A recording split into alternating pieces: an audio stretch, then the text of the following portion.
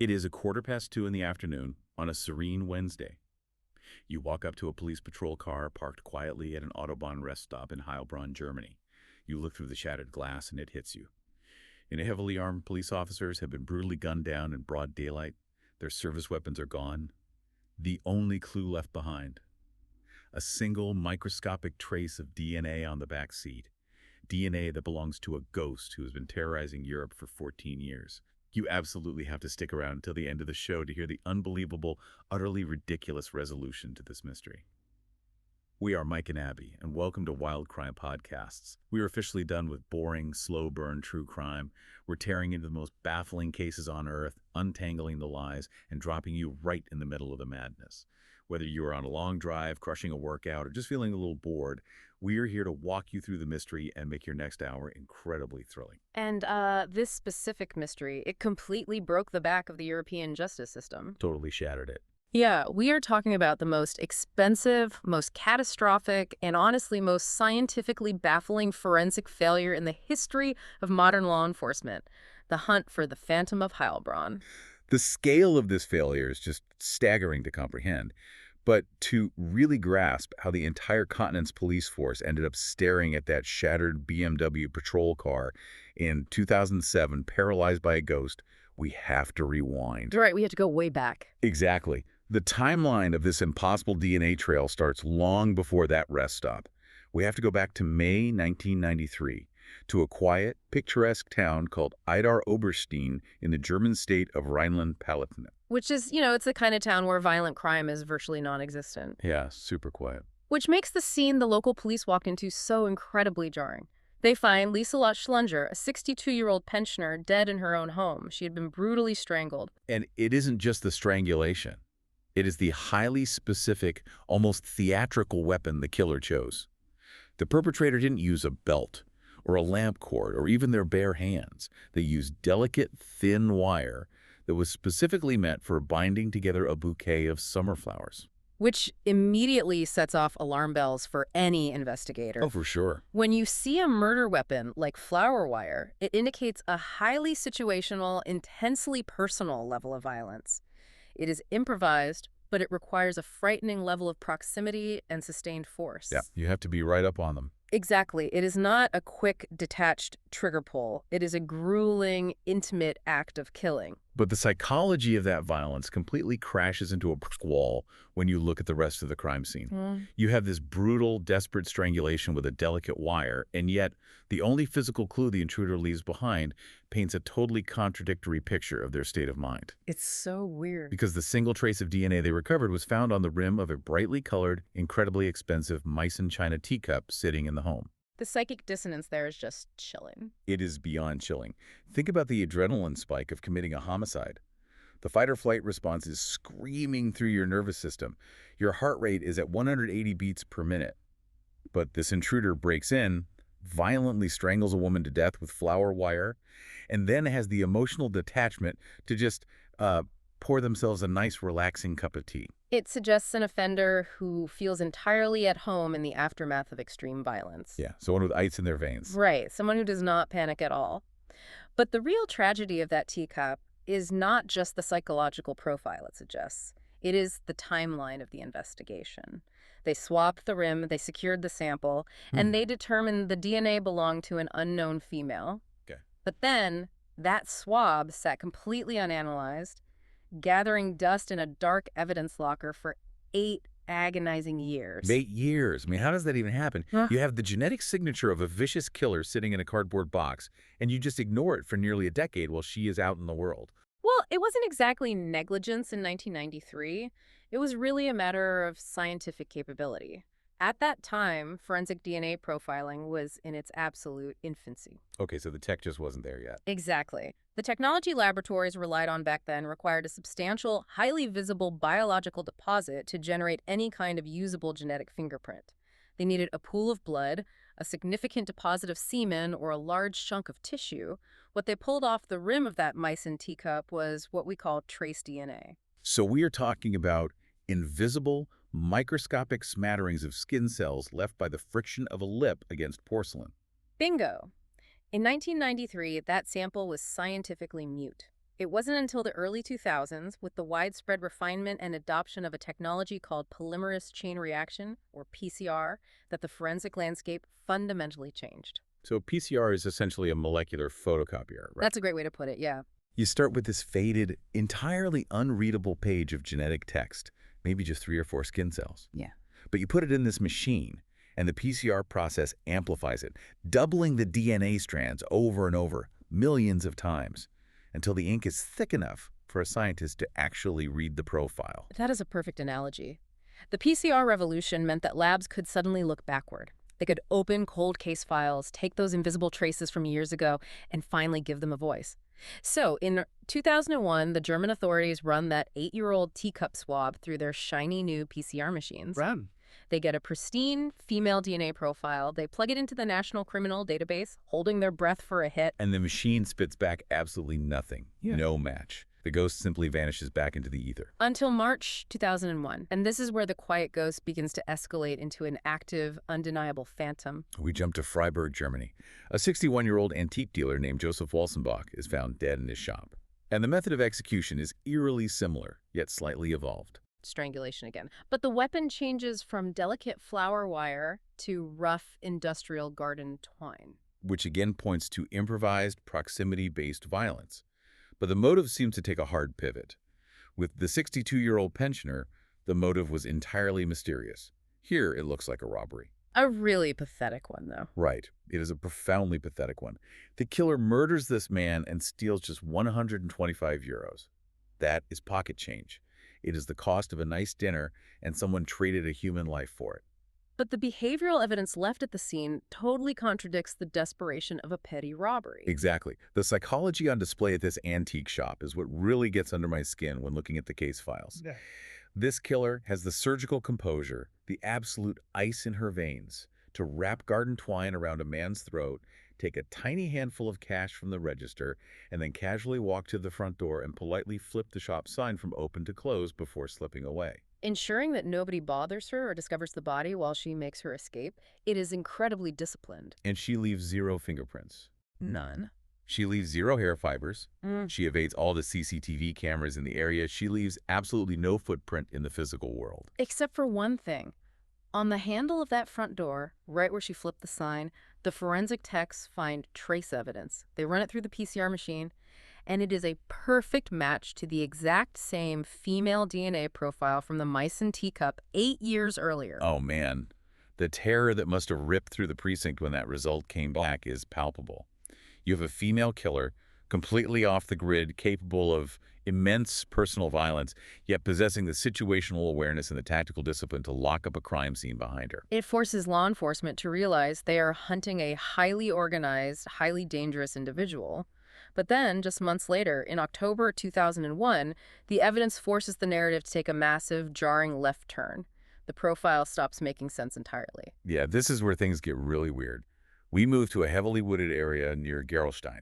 A 7-year-old boy is out walking through the forest, just playing, and he steps on a discarded heroin needle hidden in the brush. You can imagine the absolute panic of the parents. Terrifying. They rush the boy and the dirty syringe to the local hospital, terrified he has contracted HIV or hepatitis or any number of bloodborne pathogens. The authorities take possession of the syringe and run a full forensic workup on it. And boom! The phantom's DNA is found right there on the exterior plastic of the plunger. But here's the critical, logic-defying detail that the police somehow managed to completely ignore. When the lab technicians test the actual liquid blood left inside the needle's barrel, it belongs to an entirely different person, a male. Let's stop the timeline right here. We have to dissect the psychology of what the police thought they were dealing with because it reveals a catastrophic failure in human reasoning. The police bring in these high-level, highly educated profilers to look at the teacup, the garden twine, the locked door, and the heroin needle, and tell them who this phantom is. And the official psychological profile they issue to the media. They claim they are hunting a desperate, vagrant Eastern European junkie from a broken home. Someone completely in the thrall of severe chemical addiction who views her victims merely as worthless obstacles standing between her and her next fix. They latched onto the syringe. They built the entire narrative around a drug-addicted vagrant driven purely by chemical desperation. But that profile is complete garbage.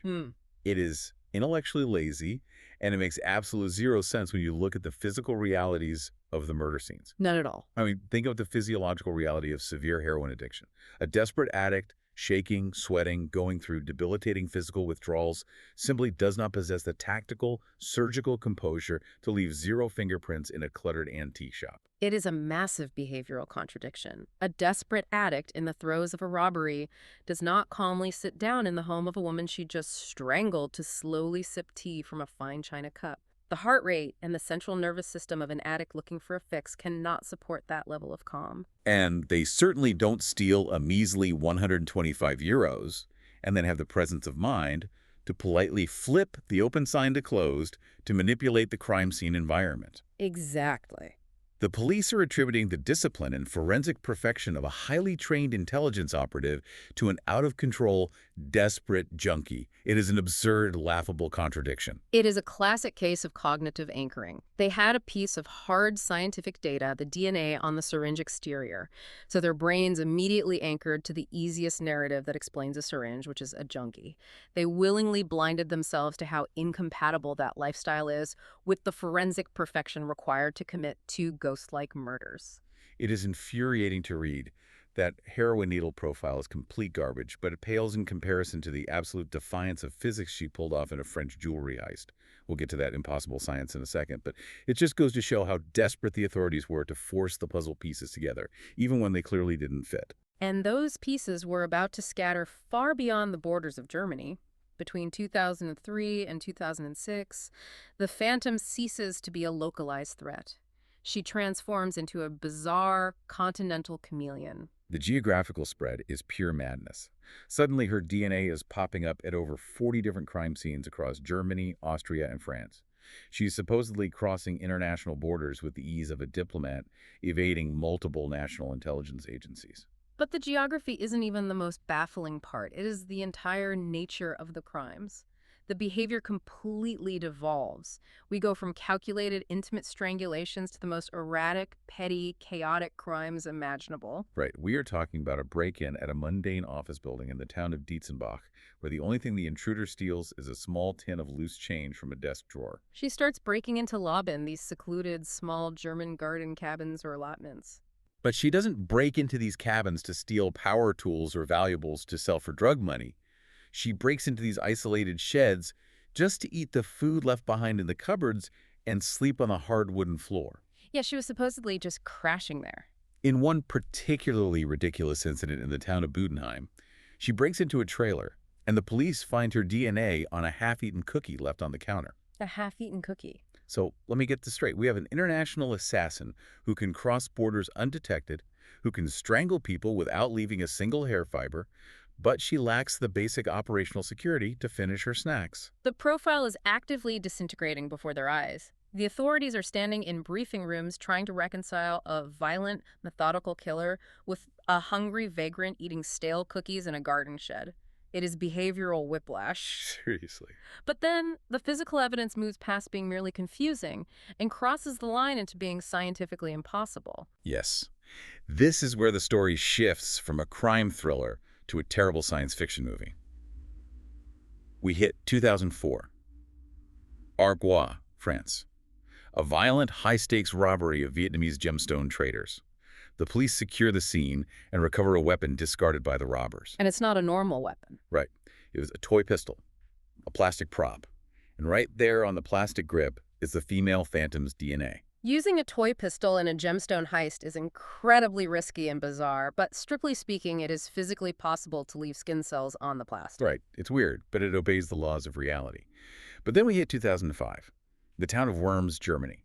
Two brothers get into a massive, violent domestic dispute. Right. The argument escalates. One brother pulls out a 7.65 caliber pistol, and he shoots his own brother. Awful. The police arrive, secure the scene, and dig the fired lead projectile out of the environment. Whoa. They send that bullet to the lab. They test it, and the Phantom's female DNA is found sitting right on the fired lead bullet. On the bullet that was fired from the gun. I have to stop here, because this is the moment the entire investigation should have been shut down. How in the world does a female serial killer leave her genetic material on a bullet flying through the air? It fundamentally defies the basic laws of physics and thermodynamics. Let's look closer at the mechanics of this. Leaving DNA on a fired bullet is like trying to leave a pristine fingerprint on a meteor as it burns up in the Earth's atmosphere. That's entirely accurate. Think about what happens when you pull the trigger of a gun. The firing pin strikes the primer, igniting the gunpowder. You have a violent, explosive chemical reaction that generates immense searing heat. The lead bullet is then forced down the steel barrel of the gun, grinding against the rifling grooves at hundreds of miles per hour, generating intense friction. It's an incredibly violent process. Any microscopic skin cell or biological material sitting on that bullet should be instantly incinerated by the heat, or physically sheared off by the friction and the impact. The environmental conditions of a fired projectile are incredibly hostile to the delicate molecular structure of human DNA. Did she stand in the middle of this domestic dispute between two brothers she didn't know, catch the bullet with her bare hand like an action hero, and then drop it on the ground? Or did she sneak into this guy's house 3 weeks earlier, disassemble his magazine, and individually rub her skin cells on his ammunition? It's cartoon logic. It makes absolutely zero sense. Yet the police get this lab report, and they just shrug and log it as another official phantom sighting. They are completely, willfully ignoring blatant scientific impossibilities because the PCR machine beeped and told them her DNA was there. It is a terrifying illustration of blind faith in technology. The investigators trusted the output of a diagnostic machine more than they trusted the immutable laws of reality. If you're watching on YouTube right now, drop a comment. Would you have noticed these massive red flags? Or would you be swept up in the institutional panic too? Because to me, finding female DNA on a fired bullet in a domestic crime she had nothing to do with is the exact moment you stop the entire multi-million-dollar investigation, call the lab director and say, your equipment is broken. You would hope that basic human logic would prevail. But the momentum of this investigation had become an unstoppable force. They had linked 40 disparate crimes to one single woman. The European media was in an absolute frenzy, dubbing her the woman without a face. The politicians were demanding answers. The police didn't want to question the validity of the evidence. They just desperately wanted to catch her to make the nightmare stop. Oh, you think a magic heat-resistant bullet is wild? Wait until you see what happens when this so-called petty thief decides to ambush the police. The escalation is terrifying. Which brings us directly back to the imagery of that Autobahn rest stop. April 25th, 2007, Heilbronn, Germany. The Theresienwiese parking lot. It is broad daylight, completely serene. Michelle Kieswetter is a 22-year-old police officer working in the drug squad. She is sitting in the front seat of her BMW 5 Series patrol car with her partner, Martin Arnold. They're just taking a break. It is an unprovoked, highly tactical, and utterly ruthless execution. Assailants approach the vehicle and open fire, shooting both officers point-blank in the head. God. Officer Kieswetter dies instantly. Officer Arnold falls into a deep coma. He miraculously survives the catastrophic injury, but when he eventually wakes up, he has zero memory of the event, a complete traumatic amnesia. The assailants then reach into the shattered patrol car and steal the officers' heavy service weapons and their handcuffs. It is not just a murder, it is a brazen, horrific attack against the state itself. It is a message. And when the elite forensic teams descend on that BMW to process the most high-stakes crime scene of the decade, they find it, sitting right there on the backseat upholstery, the DNA of the woman without a face. The psychological whiplash the police force must have suffered at that moment is unbearable to imagine. You have an investigative body that is suddenly dealing with a suspect who apparently goes from stealing pocket change and eating leftover snacks in a garden shed to executing heavily armed police officers in the middle of the day with military precision. The institutional panic that followed the Heilbronn shooting is almost hard to accurately overstate. The German police force felt they were under direct existential siege. They formed a massive, dedicated, centralized task force named Parkplatz, which translates to parking lot. They poured absolutely limitless resources into this manhunt.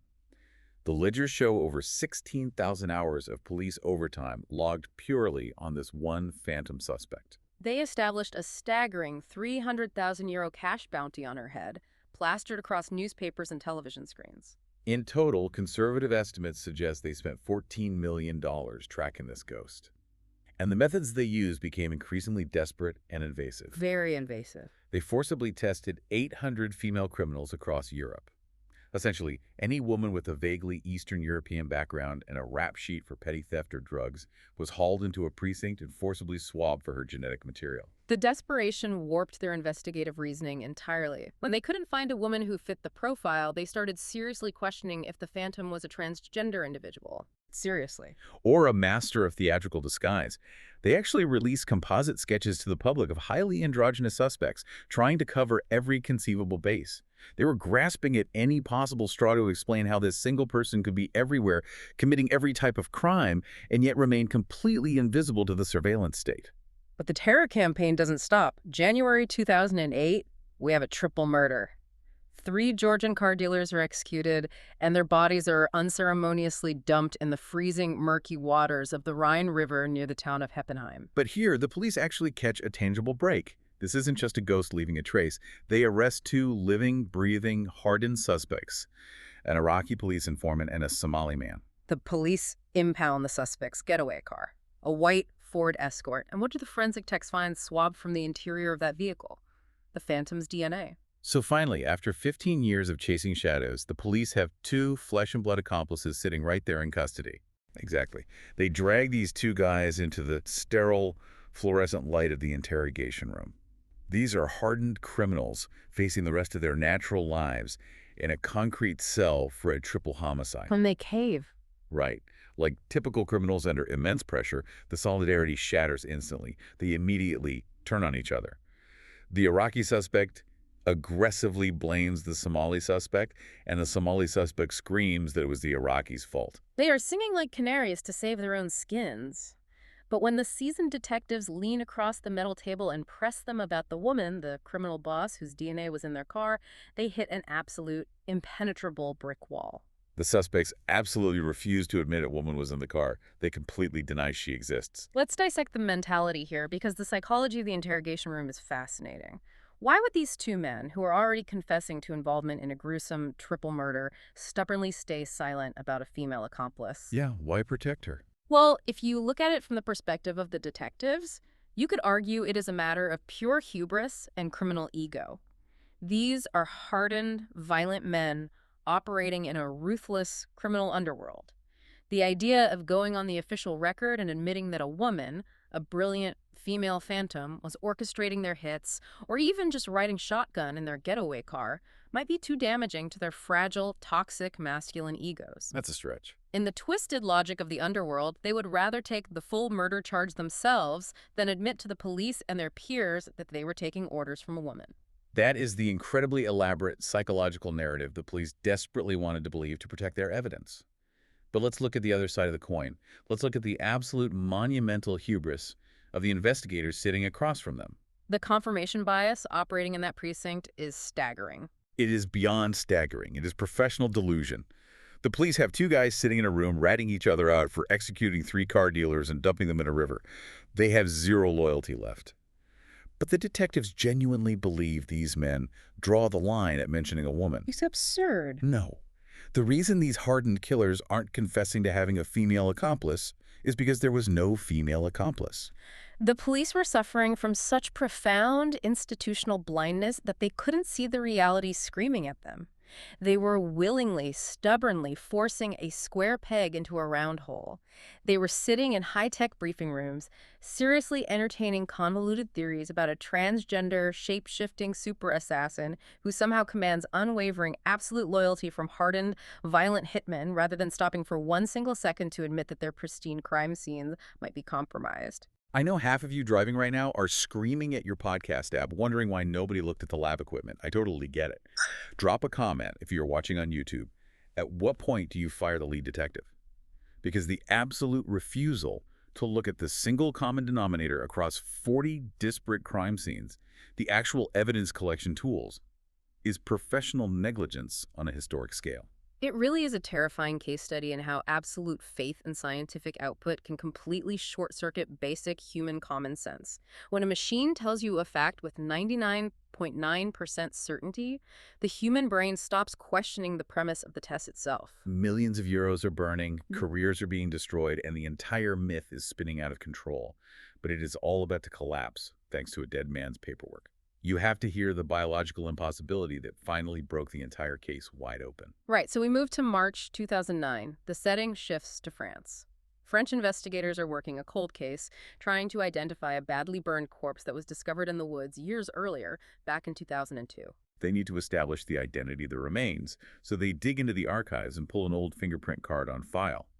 The card belongs to a male asylum seeker who mysteriously disappeared around the exact same time the body was found. Now, to confirm the genetic match between the corpse and the missing man, the forensic technicians need the asylum seeker's DNA. So they take a sterile cotton swab and they physically swab the old fingerprint ink that was pressed onto the paper card years ago, hoping to extract a few trapped skin cells. They put the swab into the vial. The PCR machine runs the complex analysis, the results print out. And sitting right there, extracted directly from the inked fingerprint of a biological male asylum seeker, is the female DNA of the Phantom of Heilbronn. It is the ultimate diagnostic anomaly. The evidence completely eats itself. It is completely exasperating, a biological impossibility. You cannot have female DNA magically composing the friction ridges of a biological male. It is like finding a crisp, modern, digital watermark embedded underneath the paint of a supposedly ancient Renaissance canvas. Right, the timeline doesn't work. It immediately, undeniably tells you that the canvas itself was tampered with before the paint was ever applied. It is the undeniable, irrefutable proof that the entire system is contaminated. When that result came back, the French lab director realized the horrifying, impossible truth. The Phantom's DNA wasn't on the paper card. The Phantom's DNA wasn't left by the male asylum seeker. The Phantom's DNA was already sitting on the pristine cotton swab before they even opened the package and touched it to the ink. And once that singular domino falls, the entire $14 million illusion shatters into a million pieces. The German investigators are finally forced to step back, take down the red string, and look at the geographical map of the Phantom's crimes with clear eyes. They have over 40 scenes spread across Central Europe, Germany, France, Austria. A massive, terrifying web of criminal activity. But then with the blinders finally off, they noticed the Bavarian Vacuum.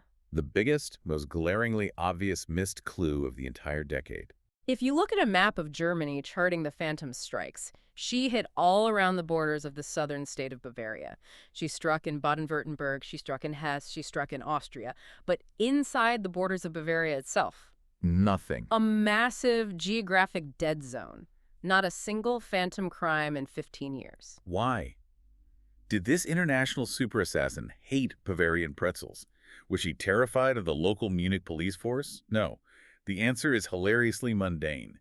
It was because the state of Bavaria had a separate, independent, bureaucratic procurement budget. The Bavarian police forces bought their forensic cotton swabs from a completely different factory than the rest of the German police department. Which is a stunning, deeply embarrassing revelation. The geographic distribution of Europe's most feared serial killer perfectly, exactly mapped onto the logistical distribution routes of a single medical supply company. The police were literally tracking a supply chain. Pause for a second and ask yourself, what will you do if you ever find out your genetic code is accidentally linking you to 40 European crime scenes? If you're watching on YouTube right now, drop a comment with your alibi. Because some poor woman out there was the most wanted criminal in the history of modern Europe. She had a 300,000 euro bounty on her head, and she had absolutely no idea she was being hunted. And that is the true tragedy of this bureaucratic nightmare. The ghost is finally dead, but the authorities still have to unmask her. Before we reveal who this terrifying phantom actually is, you need to hear the corporate loophole that caused all of this destruction. Late March 2009. The German police brass are forced to stand in front of the world's media under the blinding flashbulbs and swallow their pride. They admit the truth. The Phantom of Heilbronn, the ruthless cop killer, the jewel thief, the shed burglar. She doesn't exist. She never existed. The DNA profile that paralyzed a continent belonged to a 71-year-old Polish grandmother. Her grandmother. She was a blue-collar factory worker, employed for years at a packaging plant located in Austria. The plant was owned by a massive medical supply company called Greiner Bio 1 International. Her job, day in and day out, was simply to pack the cotton swabs into their little plastic protective tubes. And as she worked, perfectly innocently, just earning a living, she was naturally shedding microscopic skin cells. Maybe she rubbed her nose, maybe a tiny invisible droplet of saliva escaped when she spoke to a coworker, and it landed directly onto the highly absorbent cotton heads of the swabs. And those contaminated swabs were boxed up and shipped in bulk to police departments across Germany, France, and Austria. For 15 years, every time a dedicated detective carefully swabbed a door handle, china teacup, or a fired bullet, they weren't picking up the killer's DNA. They were just scraping the Austrian factory workers' DNA off their own tool and into the evidence file. The investigative tool was the evidence. It is infuriating to think about the wasted time. Mhm. How does a multi-million-dollar corporation sell globally contaminated tools to the police? Well, this is where the science of the screw-up comes into play, and it represents a massive systemic failure of communication and scientific understanding between the manufacturing world and the forensic world. These specific swabs were marketed aggressively to the police as the absolute Mercedes of Q-tips. They were double packaged, looking incredibly high-tech, pristine, and secure. And the box was clearly labeled with a guarantee that said sterile. Exactly, sterile. But in the medical and industrial manufacturing world, the word sterile has a very specific, legally defined meaning. These swabs were sterilized at the factory using a rigorous process involving ethylene oxide gas. Let's look closer at the mechanics of this gas because it explains the whole mystery. Ethylene oxide gas is highly toxic and incredibly effective at destroying living microorganisms. It obliterates bacteria, fungi, and living viruses. It makes the cotton swab perfectly safe for a doctor to stick inside a patient's mouth or directly onto an open surgical wound without causing a secondary infection. But human DNA is not a living organism. Right, it's just chemical. It is an incredibly robust, inert chemical molecule. It has a tough sugar phosphate backbone that is highly resistant to chemical degradation. So, to use an analogy, the ethylene oxide gas is essentially a microscopic hitman targeting living, breathing things. It shreds the bacteria's ability to reproduce so it can't infect a wound, but DNA isn't alive. It's just a chemical residue left behind. It is like burning down a wooden house to kill the termites. The fire destroys the bugs, but the heavy brick foundation is still sitting there in the ashes. The DNA is the bricks. The gas passes right over it. That is exactly the mechanism. While the gas kills the living biological cell, it does absolutely nothing to destroy the chemical DNA strands left behind on the cotton. The company technically fulfilled their contractual promise. The swabs are medically sterile, but they never once claimed they were DNA-free. Wow. The police forces, lacking deep biochemical expertise, just assumed that sterile meant a blank genetic slate. $14 million. 16,000 hours of exhaustive police work. The intense psychological trauma inflicted on the 800 women who were hauled in and forcibly tested. All of it happened because nobody at the highest levels of law enforcement bothered to read the fine print on a box of Q-tips or implement the most basic scientific safeguard, a control swab. It is the ultimate systemic failure. The complete lack of field blanks, which are simply unused swabs tested by the lab to ensure the purity of the batch, is a horrifying oversight that compromised thousands of criminal cases across Europe. They trusted the supply chain blindly. But the real profound tragedy of this story isn't the wasted taxpayer money or the embarrassed politicians. It's the horrifying fact that while the entire European police apparatus was chasing a phantom, obsessively chasing a contaminated Q-tip, real horrifying monsters were walking free, operating with total impunity. And nowhere is that tragic distraction more devastating than in the case of Officer Michelle Kieswetter in Heilbronn. Because if the 71-year-old Polish grandmother didn't walk up to that patrol car and shoot her in the head, who did? The answer to that agonizing question wouldn't come until 2011, 4 years after the murder, and it uncovered a darkness far worse and far more real than any phantom. In November 2011, two men, Uwe Bernhard and Uwe Mundlos, committed suicide in a rented caravan in the town of Eisenach, Germany, following a completely botched bank robbery as police closed in on them. When the heavily armed tactical units breached and searched that caravan, they found a massive cache of illegal weapons. And sitting right there among the arsenal was the pristine Heckler & Koch service pistol that had been violently stolen from the murdered officer Michelle Kieswetter on that afternoon in 2007. These two men were not random bank robbers. They were core founding members of the National Socialist Underground, or the NSU. They were a highly organized, lethal neo-Nazi terrorist cell operating covertly inside Germany. And just to be completely clear, we are imparting the historical facts exactly as documented in the official investigative record regarding the NSU and their actions, detailing the findings of the federal investigation without taking any political sides. The objective, documented reality is that these men were responsible for the brutal ambush in Heilbronn.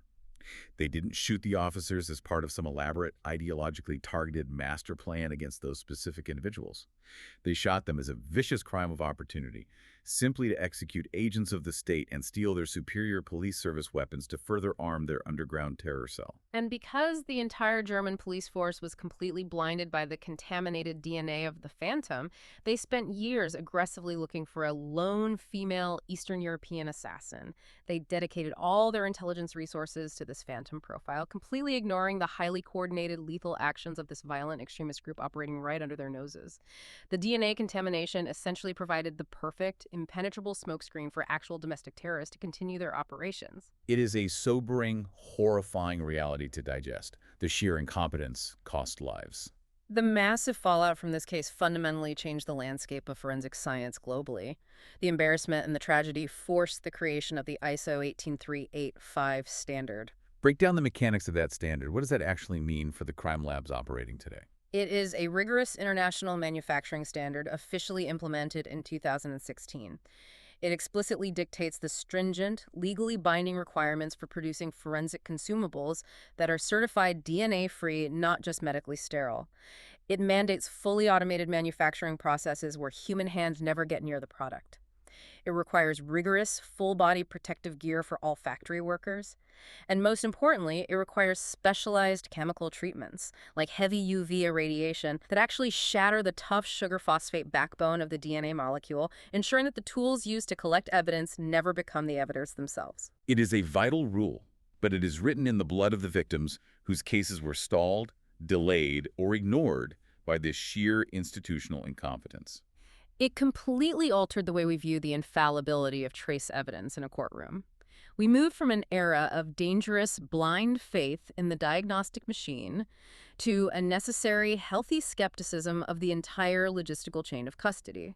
We now know the evidence is only as pure as the factory it came from. But I want to leave you with a final thought that should genuinely keep you up at night, long after this show is over. We learned our painful lesson about Q-tips and factory contamination, sure.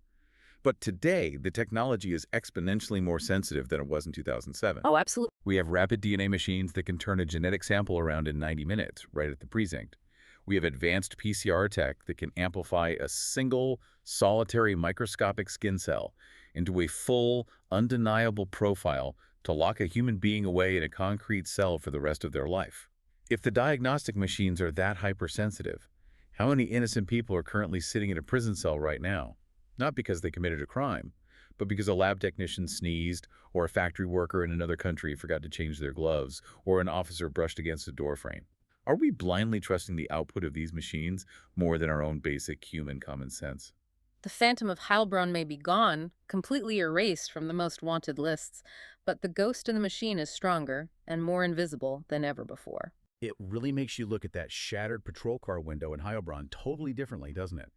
The diagnostic muddy waters were never murkier, and the cost of blind faith was never higher.